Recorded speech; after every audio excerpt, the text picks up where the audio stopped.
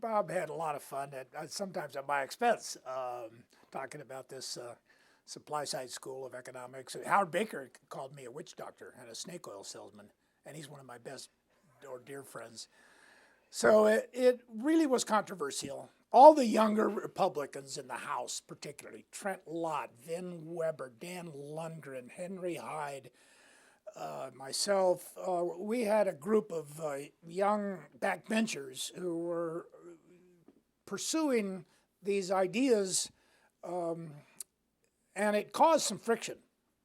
But Reagan was kind of our spokesman, and Howard Baker and Bob and George Bush, now Vice President, had called it voodoo economics, and I served in his cabinet. So I think clearly the efficacy of the policies of fiscal, I'd say,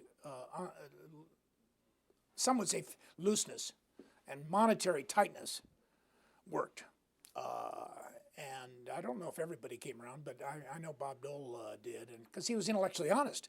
He was intellectually honest. He came from the Eisenhower wing of the party. Eisenhower, the biggest fight Eisenhower had with the Congress was over Bob Taft from Ohio trying to cut tax rates in 1952. Big battle between Eisenhower and Taft. And Bob came from the Eisenhower wing of the party, which is a great, more orthodox wing of the party of Lincoln. And Reagan loved Calvin Coolidge. Who would bring up Calvin Coolidge other than Ronald Reagan? Because Coolidge in the 20s had cut the top rate, the wartime rate, from 70 down to 28, and the roaring 20s ensued. Hoover reversed all that. So I remember one time I was campaigning in Iowa, and they said, "What's the difference between you, Mr. Kemp, and all these other Republicans?" I said, "Well, I come from the Lincoln wing of the party, the Lincoln-Coolidge growth wing of the party, and everybody else comes from the Herbert Hoover wing of the party." And someone said, "Do you know where you are?" And I said, "Yeah, West Branch, Iowa." "Well, do you know who's from West Branch, Iowa?" Herbert Hoover. The main street of West Branch, Iowa is Herbert Hoover Boulevard. We had a lot of fun with that.